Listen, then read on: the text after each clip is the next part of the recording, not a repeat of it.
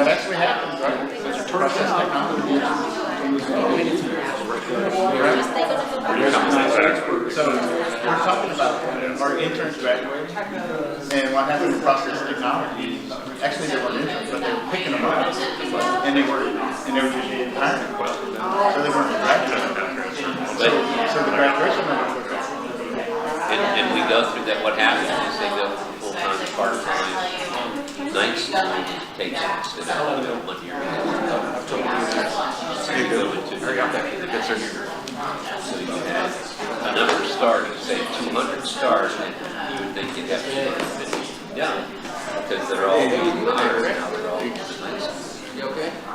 Everybody else? But that's it. The questions like this stuff the auditors trying to do. Bringing red today.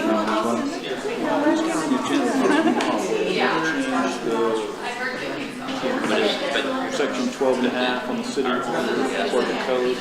It says to follow.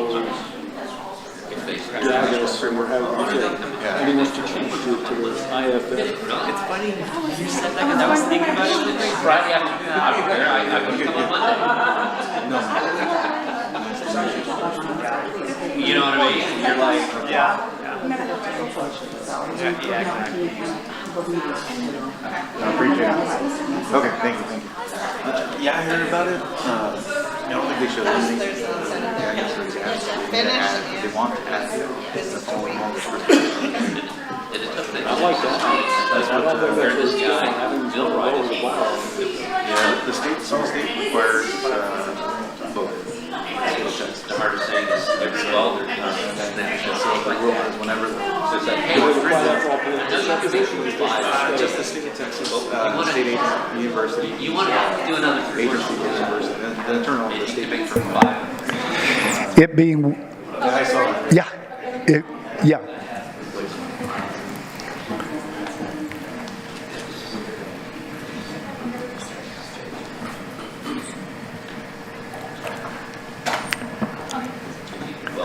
Are we good? It being 1:30, I'd like to call this meeting to order. Ms. Box, please call the roll. President Alan Wilson. Here. Diana Summers. Here. Mark LaRue. Present. Jesus Jimenez. Do you know if he's coming? Has anybody heard? Okay. We'll count him absent for now. Victoria Holland. Present. Johnny Filippello. Here. Vishnu Reddy. It's not here. City Manager Peter Zanoni. I'm here in his place. Heather Herboten in his place. So, all right, a quorum of the board is present to conduct the meeting. Thank you. By the way, we just called the Type B meeting to order. Guess we ought to name it. Public comment. Would anyone like to make a public comment? I don't see any.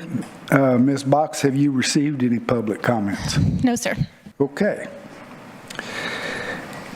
Item D on the agenda is the minutes.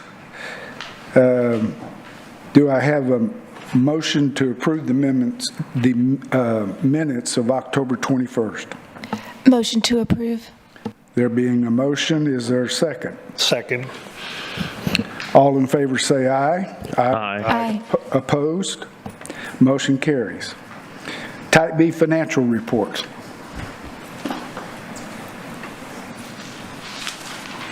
Good afternoon.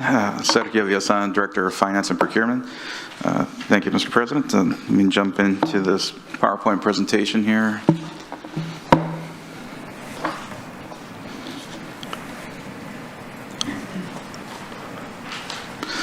Okay, if we jump down to the second table on the PowerPoint presentation, we'll see each fund broken out, and we'll start here with the affordable housing. These are the financials as of September 30th, 2024, so the complete fiscal year. These are unaudited financials, and they may be tweaked throughout the audit. We don't anticipate any material changes to these numbers. So we start with the affordable housing column on table 2, on the bottom table, I'm sorry. We have a beginning fund balance for the fiscal year 2024 of $2.3 million. We had revenues and transfers in amounting to $645,854. Total expenditures amounted to $32,629. This left an ending fund balance for affordable housing of about $2.9 million.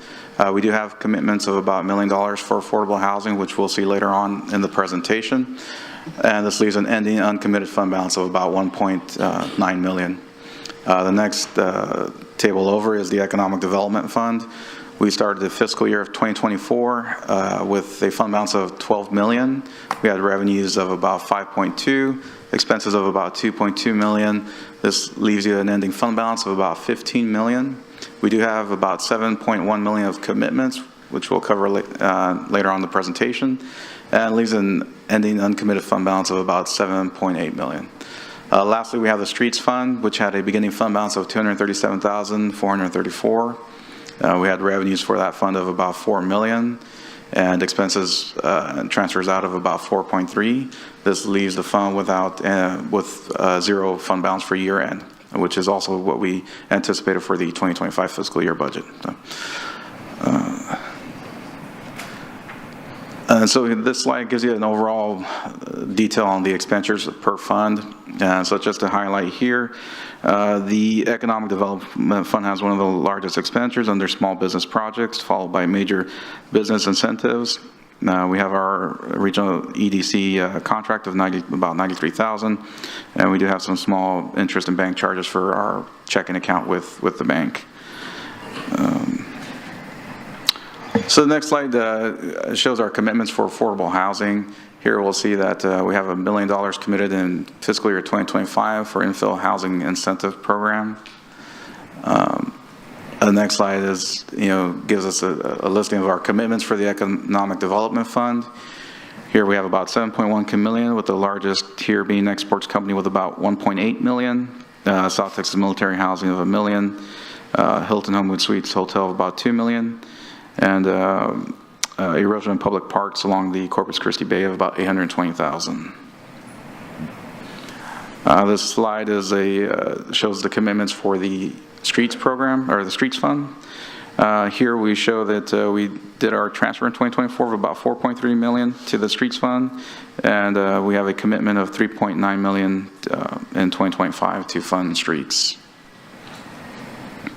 Lastly, we have the sales tax revenue update for the fiscal year. The 2024 budget had sales tax at about 8.8 million or 8.9 million, and we roughly ended at about 9 million, which is about $130,000 favorable variance over budget. And then I'll take any questions. Are there any questions? I have one. On the affordable housing slide, so we spend about $45,000 a year in admin and other expenses. It's been a while since we've had a project come before us in that section. Can we get some information around what those expenses are being driven by? Just to make sure that we're getting things moving forward in that program. Okay. Yeah, definitely. So some of the administrative expenses is a cost of administration, but yeah, we'll get you some more detail. Okay. On that. Yeah, because I mean, I know we approved the $1 million for the infill, but we haven't seen that program move forward. So I'd like to just make sure we're moving things forward in that section. So, and just a comment on that, $45,000 is the administrative cost, so that is staff time. That's based off of, we have a third party that comes in and does a study on an annual basis and looks at the amount of time that legal, the city secretary, and economic development staff, finance spends, and then allocates that cost out. It's based off an annual basis. We take the time that is spent the year before and base the cost off of that for the current year. So this is based off of the staff time producing financial statements, reconciliations, the agendas, holding the meetings, things like that. In regards to affordable housing? Yes, it's allocated between the affordable, between all the time spent on affordable housing projects. On the administration of the Affordable Housing Fund. Okay. But I guess my question is, like, we've allocated that $1 million for that program, but we haven't seen it used. And so if we're spending $45,000 a year in administration fees, what are we getting for those? So that's what I'm saying is that $45,000 is not specifically to administer the program, it's to administer the fund. And so it is the time that staff spends on finance, financial reporting, reconciliations, producing agendas, holding meetings, things like that. So if you look across all of our funds, there's administrative cost on all 3 allocations within the Type B, and then there's also there's administrative costs for Type A also. And that's based off of the actual hours of staff time spent on each of the different functions. Okay. I would like to echo that, though. I'm relatively new, and just as a point of education, I would like to see what this is actually being, like, broken down, what it's being spent on, because for a fund that has just been added to, I know that, for instance, I wouldn't pay a bank that amount of money to oversee a fund that is not undergoing substantial changes back and forth. And so I would like to see, what our return on investment is if in fact we don't have projects that are moving forward. And just as a point of education for me, because I am woefully ignorant on this subject right now. So this isn't something that we pay to a bank to oversee the funding the dollars. This is the administration of the accounting fund or the function within the city. So this fund, like I said, this is all staff time that's spent within. We do about 12 meetings a year. We prepare budgets, we prepare reconciliations, we prepare financial statements. The city manager has time that is spent there. Legal has time that is spent on this fund. City secretary's office has time that's spent. And so it's the administration of the specific fund, accounting fund, not the banking fund, I guess. And I think seeing that broken down as far as, expenses and you have, and I know you have that because you just said a third party comes in and produces that. So I think seeing that report and seeing it broken down will help us understand a lot better. Sure. Thank you. Any other questions? Yes, Chairman. I guess I would like to echo that as well, but in a way to see, I guess from my side, I think what Diana was pointing towards is this funds is there, but how are we using it? And it's we're incurring expenses what is there, but it's not being used. So is there, I guess, do we know why nobody's taking advantage of it or what? I mean, I think that's kind of like what it's, if the funds are there and it's for the economic development, well, let's get them moving, let's utilize them rather than just, So, and we're bringing forward, we're working with affordable housing. So just a reminder for the affordable housing monies per state law, this refers to the federal law. So these have to be used for programs that are based off of 80% average median income and below earners. Okay. And so we've looked at some considerations, and I know that during the budget process, actually, planning came forward. We're looking at some infrastructure projects to be in support of the Lamar School redevelopment and the senior living programs that are going there. Those are being income restricted. We're also looking at different opportunities, but it is very restrictive on what this specific fund can be, these funds can be used for. And so we are working to bring that forward. New programs for consideration. If I can add, on page 15 in your booklet, it's a high level of expenditures, but you'll see there is nothing being spent on the actual program, and that transfer is strictly administrative expense. So what the fund, the Type B doesn't have any staff cost, doesn't bear any of the accounting software cost, echoing kind of what Heather was saying. So those are costs that are spread throughout the city, and so that administrative cost that you're seeing is covering the indirect cost to run that fund and not necessarily the program. I think we're all kind of pinpointing on the same thing. Sure. One of my concerns is when we approved the $1 million for infill housing, there were some concerns expressed on how that would get used and how that would get informed to the public. There was supposed to be kind of a listing of where these infill lots were that was going to be published. We were going to tweak it if it wasn't getting used, and we've seen that $1 million sitting there, and we're paying an expense to manage those funds. And I just don't, I hate to see it just sitting there. Sure. And the $1 million right now is basically a placeholder. We don't have a program for that $1 million right now. That's what we're going to be bringing forward to you. But that infill housing was for individual lots, not necessarily a redevelopment of a school. It was to support infill housing development of what was already there, tear downs, with new projects coming up from those. I haven't seen, we discussed individual lots. I think they had to be single-family residences at some point. So there was a lot of concern expressed around that, and just to see it sit there, I think that's where. Yeah, we'll bring forward a summary of it. Thank you. Yeah, I know when I was in the Capital Improvements Committee before I joined this board, we had, but I was on the committee, and the consultant that was doing the work, they had a map developed on all the infill and see what you're saying.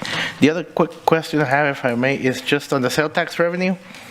On September for this year compared to the previous years, and actually the whole history, it's $39,000 off of like what all the others are at. It's kind of like, it's the odd one that kind of just pops up.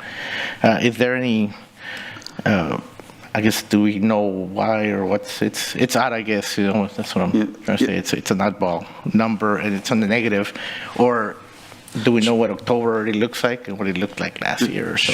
Sure. So that variance you're seeing is in comparison to budget, and so the budget is an estimate, and the staff does the best they can, trending prior years' actuals to kind of guesstimate what the budget will be. But if we look at sales tax on the whole, actuals to actuals year over year, what we'll see is we still exceeded the actual over fiscal year 2023, and there were specific months where we saw a decrease in current collections and prepaid collections and late payments. And so those months, there's timing differences by the time we receive the deposits. So when we receive a deposit in September, that is actually July's activity. And so here, you can't really see it because there's not a variance column, actual over actual, but we saw some decreases in the month of March and April. So you have spring break, you have maybe Easter in there, and those holidays that may have contributed to it. Maybe folks spending less. We don't have access to the confidential information to really dig into that, or at least I don't have that access to kind of really dig into those details. But normally what we saw in those 2 months, as well as I believe it was in August, a decrease in current collections. But the increase in the rest of the months offset those year over year on actuals. Okay. Yeah, thank you. Yeah, at the end of the day, it's when you look at the overall, it's all a plus. It's just that one number kind of popped out of all the others. Thank you. And we've seen a decrease in sales tax across the state. If you look at state collections, actually, we actually have fared better than what the state has fared.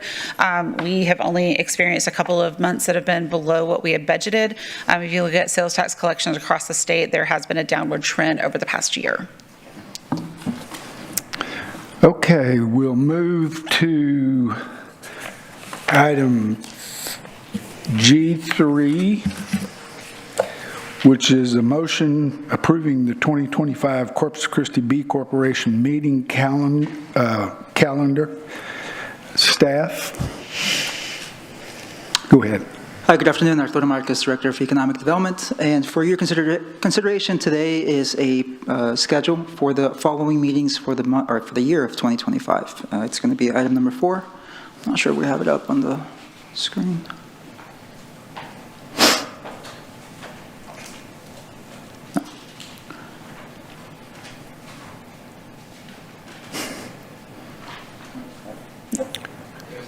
No, it's no presentation, so just on your books. Apologize for that. It's item number 3, tab number 3.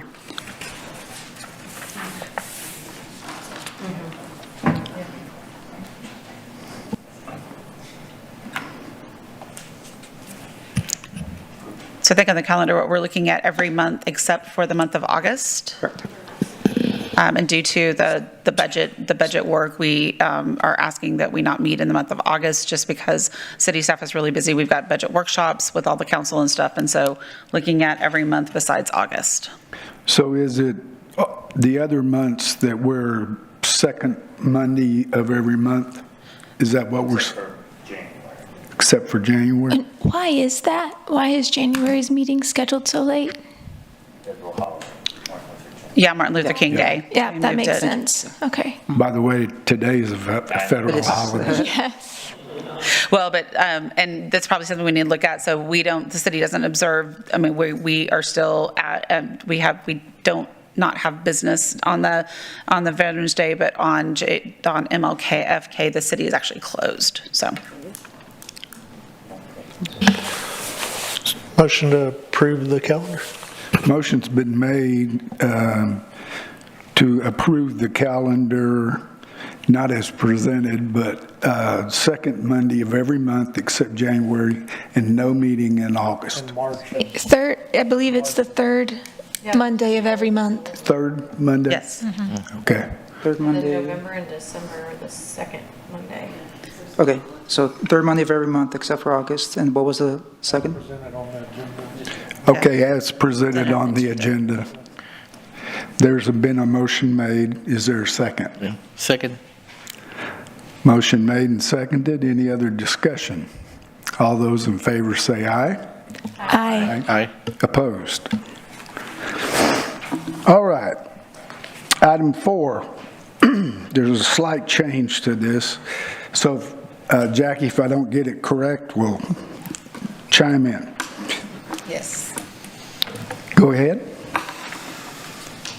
Good afternoon. Tyler Florence, Assistant Director, Parks and Recreation.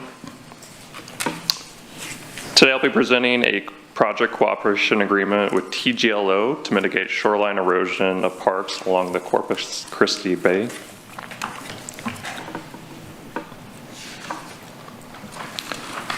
The Parks and Recreation Department, in conjunction with the TGLO under the Coastal Erosion Planning and Response Act, or CEPRA, proposed to enter into a project cooperation agreement to address the eroding shorelines and elevated bluffs of the following parks: Oleander Point at Cole Park, Ropes Park, and Ponish Park.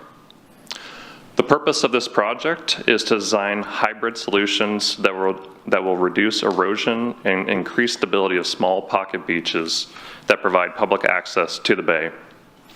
Part of this proposal requests funding for Phase 1, data collection, and preliminary alternatives analysis, also Task 2, with professional services to be performed by HDR, who provide architecture, engineering, and environmental and construction services. And this slide just gives you an indication of how many visitors visit these parks each year.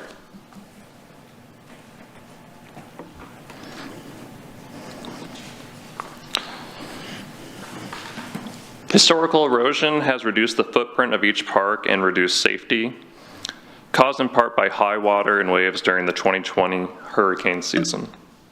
These parks are high-profile areas with heavy tourist visitation and also function as neighborhood parks, easily accessible by walking, bicycling, and scooters. The proximity to neighborhoods make them a lower-cost option for water activities, and nature-based recreation and tourism strategies can increase revenues and strengthen economic development.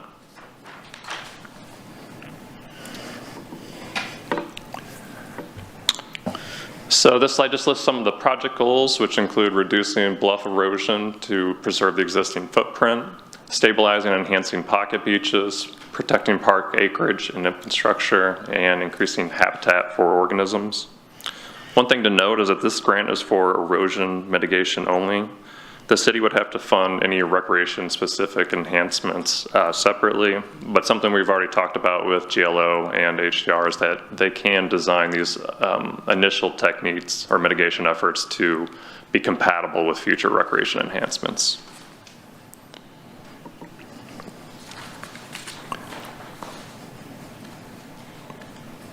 Task 1 will be data collection, characterizing the existing site conditions to support development of shoreline protection concepts and associated alternatives analysis. It's a mouthful. Task 2 is preliminary alternatives analysis, which will characterize existing conditions, develop potential project concepts, and compare and contrast concepts in terms of cost, resiliency, and regulatory constraints. For reference, Phase 2 would, which is not part of this proposal, would implement and initiate construction through permitting of the established alternative solution for each park. Another application through KEPRA would be required for this, which we would be, the city would be favored for in terms of applications based on this initial phase 1 project. This slide provides a little more detail on the specific tasks that will be performed.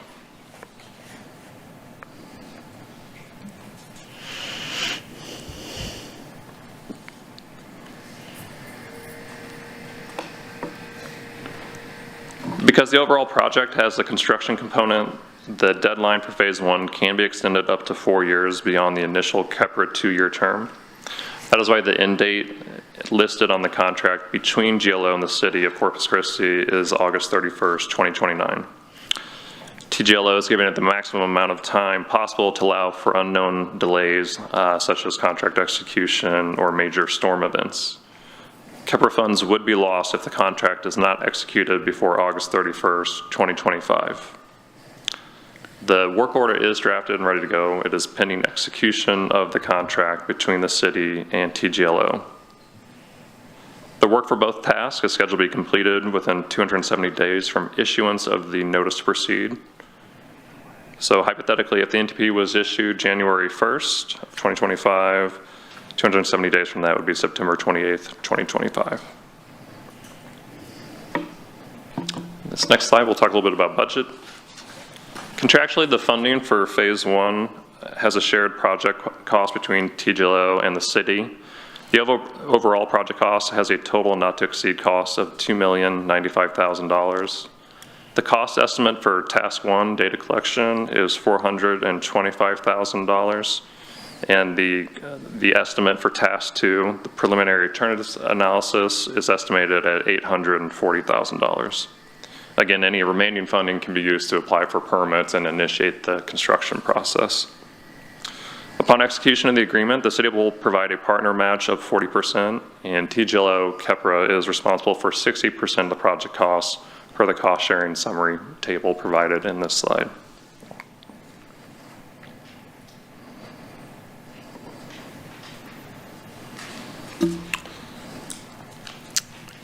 Staff recommends approval and acceptance of the project for improvements to mitigate shoreline erosion.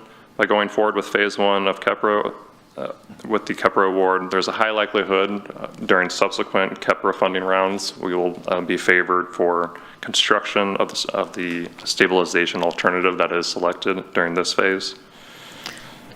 Based on that, TGLO appears committed to this project, and this would be a huge cost savings to the city, and it would be difficult to find another funding partner that offers these kind of grant opportunities for this type of work.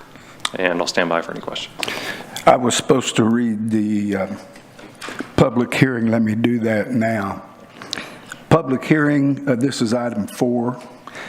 Public hearing and approval authorizing a business incentive, and we're going to mark out the word agreement and put the word for, and I'll say in just a minute why, with the Texas General Land Office in the amount of $820,000 for an upfront request to mitigate shoreline erosion of public parks along the Corpus Christi Bay. Jackie told me earlier that they just had discovered that in most of the agreements that we do, we execute, but the GLO wants the city to be the signer on this one. That's the only change. Is that correct? That is correct. It will still be a project that will be coming out of this type B. However, the agreement itself, because it's a grant and it's a matching grant, will be between the city and the GLO. So that's why you will today be approving, after the public hearing, for consideration, the business incentive, the amount of $820,000 for the agreement. Okay, thanks. Ms. Summers? Thank you. I've got a couple of questions. First, you said that if we approve the $820,000, we are likely to be selected for the match, correct? Well, it makes it more likely, I guess. For this round, we've already been awarded. We've already been awarded. I'm to clarify for the construction phase, for the next phase. We would be favored when we reapply for the construction phase grant. we'd be more likely to be selected. Okay, so there isn't a guarantee that if we approve these, it gets designed, it's going to move forward for construction. It's got to go through another round. Correct. Okay. And then my other question is, you mentioned a couple of times about water activities and that the design could be expanded to include water activities. I'm not aware of any water access other than maybe fishing from those 3 parks. I mean, is that something that's being included in this to expand that, or? So to be clear, so it could be designed in such a way to be compatible with future recreation specific or recreation access design, but that design would have to be done separately and funded entirely by the city. So we're not spending extra on a design for something that isn't currently planned on? Correct. Okay, thank you. Are there any other questions? Yeah. Oh. No, good.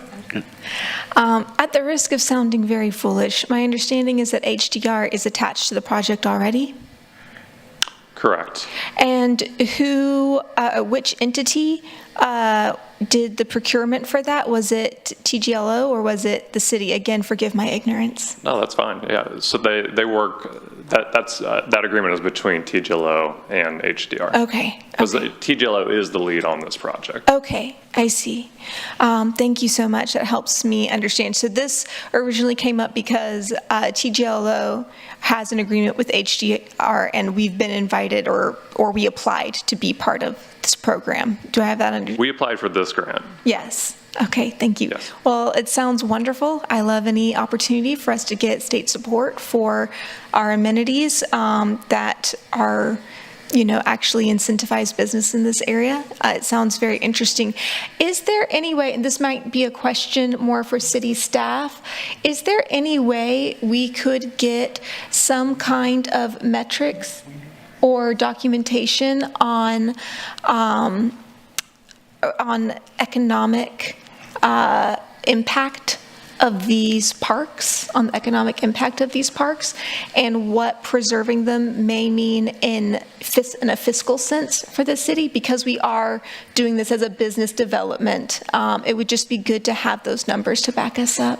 Sure, we can look and see, while it is not a revenue producer, it is a quality of life producer. It is a portion of the quality of life, and so right. But we're not the quality of life. We're doing this as a business, so it would be really good if we could do some research on what we may imagine the fiscal impact of this to be to the city. So when actually Type B funding is eligible to be utilized for parks and parks amenities, because that is part of, while not all Type B funding has to go to a revenue producer, it can go for those quality of life or for infrastructure in support of those businesses. And so that's where it falls under. But yes, we can look to see if there is a matrix that provides, Absolutely. I know we don't charge for parks. I know that this isn't a revenue producer. Yeah. I'm just looking at the fiscal impact these parks provide for the city. And if we can quantify that, I know that this will help us and help the citizens of the city understand, what we're doing is so good for the city. Sure. Ms. Summers. JJ, go ahead. Oh, just real quick. The August 31st, 2029 date, is that for phase 1 and phase 2, or is it? I'm sorry, Danny. The August 31st, 2029 date on the agreement, I guess, or the end of the agreement, or the agreement would end. Is it for phase 1 and phase 2 if we get invited into phase 2, or is it just for execution of the phase 1? That's for execution of the phase 1, and okay, just to reiterate, that's the maximum amount of time TGLO could give the agreement, just to ensure if there's any sort of delays. Yeah, they usually give you a one-time extension or something like that on it. So yeah, I saw the 70 days for the execution, but then the August 31st and the 270 don't jive. So that's what I was asking. Yeah. And also the other question I have is the cooperation agreement between the GL, that one hasn't been signed, right? So if the board commits those funds, it's still pending that cooperation agreement signed by the GLO and returned back to the city. Yes. So even if we agree, it's not a final until we get the contract back. So, well, actually it is, I mean, we have already qualified for the grant, and so we're just waiting on identifying the source of matching funds. And so the $820,000 would be the source of the matching funds. And so once this, if the Type B board does approve the allocation of the $820,000, that we will then we can immediately enter into finalize the agreement with the TGLO. Okay, so the GLO's allocated the funds already, it's just waiting for, now it's all administratively to get the agreement done? Exactly, yes. Okay. There's not like a separate development, like a lot of times with projects, we have a separate development agreement. This is not something that will come back to Type B board for approval of the contract, because the contract will be between the city and TGLO. Okay. And this is on a reimbursement basis too, right? So it'll be, if we approve it, the money will get allocated like on the other projects, and it will trickle out. Exactly. We'll allocate the $820,000, and then this is an amount not to exceed. And so if there are remaining funds after when the project is complete, those would be returned back to Type B. Okay, thank you. Ms. Summers? I just had a recommendation based off of Victoria's comment.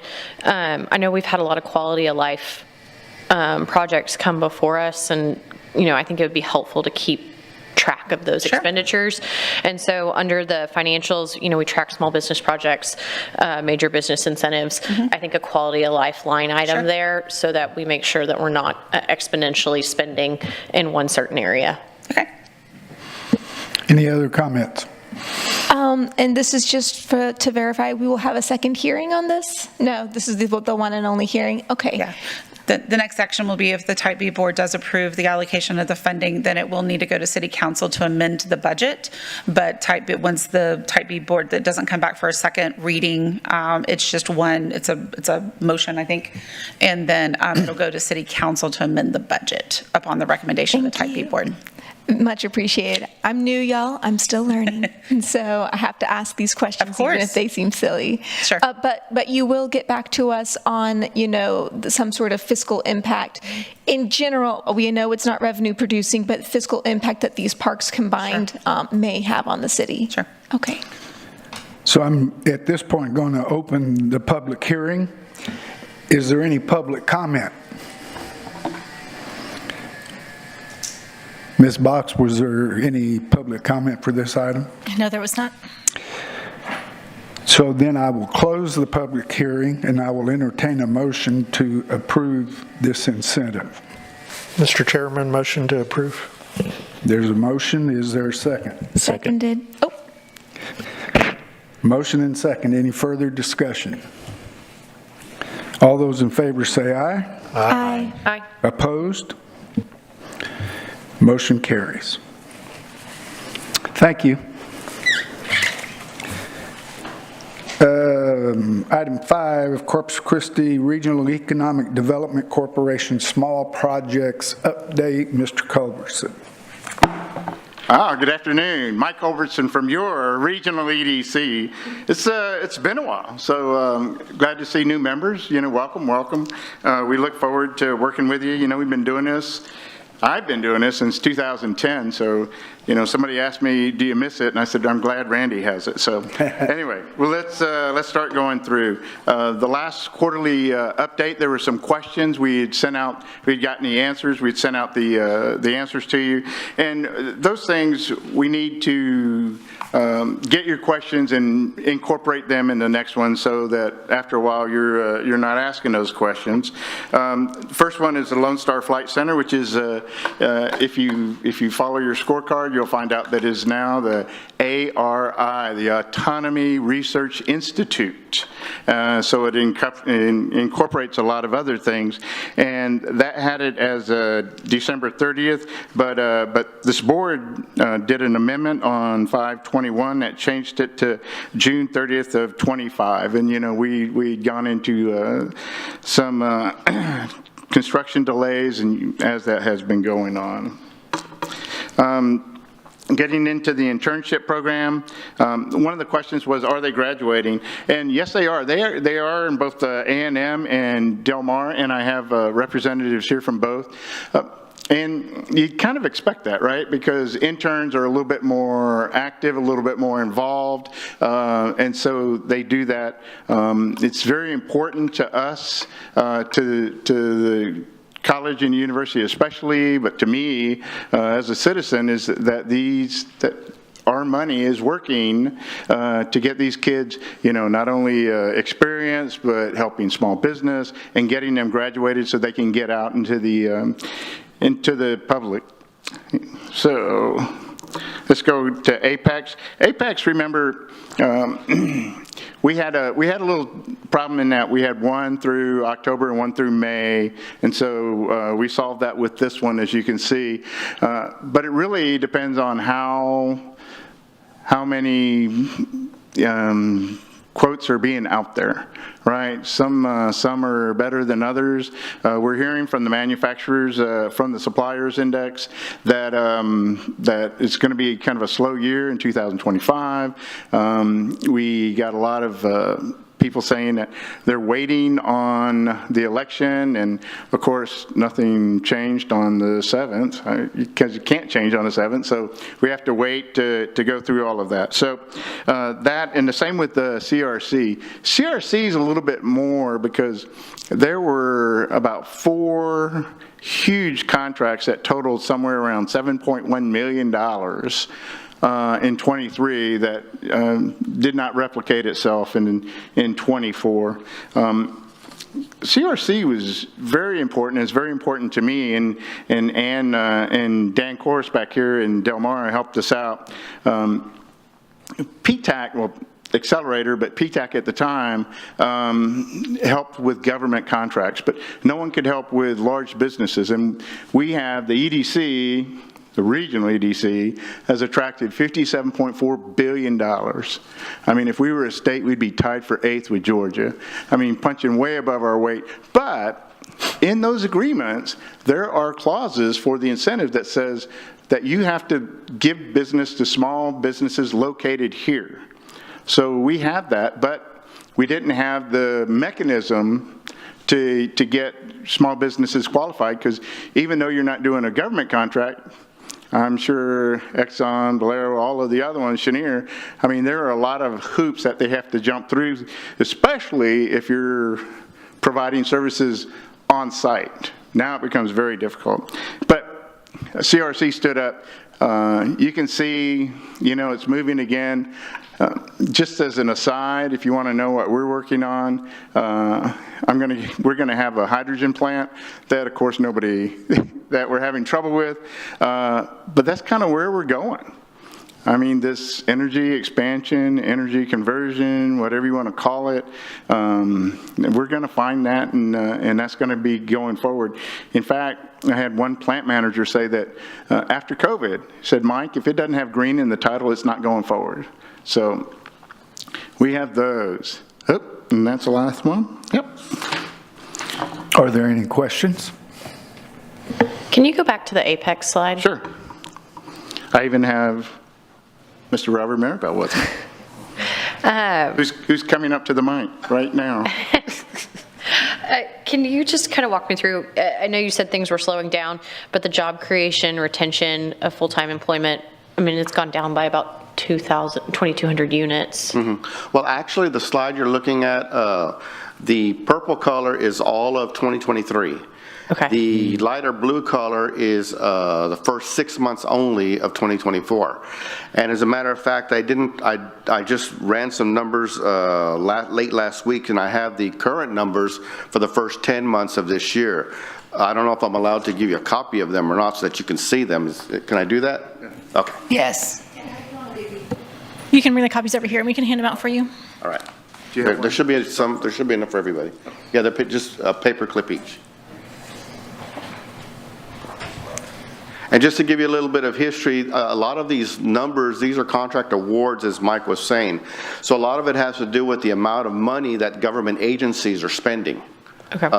And the second part of that equation is the amount of contracts that clients in our area are winning through bids, because they're all bid contracts. So just because a small business or a medium-sized business bids on something doesn't mean that they necessarily win it. The first page is that slide that you're seeing. Okay, so it's just, I wasn't sure if you would have that slide, but the top page is strictly the slide you're seeing. The second page, Mike, did you get one? Oh, no. I'm okay. Well, okay. The second slide is the actual slide numbers that I ran as of October 31st of this year. So, and that's the black line. So if you look at the black line compared to the purple line, which is all of 2023, you'll see that the numbers are starting to trend up greatly. If we go directly to the value of contracts, in all of 2023, it was $338.5 million. Well, the first 6 months was $116 million, and then now after 10 months, it's back up to $238 million. So we still have about 6 to 7 weeks left of this year to go, so I'm sure that number is going to continue to go up. If you look at job creation and retention, all of 2023, it was 6,771 jobs. Again, the first 6 months was 2324, and now after 10 months, it's up to 4,760. The number as far as value of contracts is directly correlated to job creation and retention because we use a United States Department of Labor standard of, right now it's equal to $50,000 for a full-time job. So that's the calculation that's used for that. So as your contracts go up, your job creation and retention also goes up. So it's kind of correlated. They'll go up pretty much evenly. So that's where we're at after 10 months. Like I said, this doesn't include data for the last 2 months. I won't have any federal data, honestly, on that till probably 30, 45 days after the year. But as you can see, the numbers are there. They're trending up again. It was just that the first slide was only a 6-month snapshot. So do you have any other questions? Or? No, I appreciate that. It's great to see that the last 4 months doubled the first 6 months of the year. Yeah, a lot of it depends again on the dollar amount that the agencies are spending within their period of performance. And just a little footnote: the federal fiscal year always ends October. So that means in October they're trying to spend whatever's left of their budget. So I anticipate the last couple of months of this year to be up again because they're getting rid of the federal monies. The state and local money contract awards are sometimes a little bit harder to track because they don't have the resources, the manpower, the automation to report those awards as quickly as the federal government does. Thank you. You're welcome. I did want to say, and I know you didn't ask, but the very last page is a Government Connect summit, because part of what we do is networking and matchmaking. So on November 21st, anybody in the room actually, but if you don't have anything to do from 2 to 4 o'clock, we're having a summit with actual government agency buyers. The Department of Navy is going to be there, Corpus Christi Army Depot, Port of Corpus Christi, City of Corpus Christi, all those exhibitors there. It's strictly a matchmaking where businesses in our area can go and meet the actual buyers. So you're welcome to attend. If not, we're going to be out there, so I just wanted to throw that in there. Thank you. And I'm sure when the federal government spends all that money in October, they do it responsibly, so don't worry about that. Any other questions? Thank you very much. All right, thank you, sir. Ms. Hurlbert, are you representing Mr. Zanoni today? I am representing Mr. Zanoni today, but I don't have any comments for any executive comments. Okay, being no additional comments and no further business, this meeting is adjourned.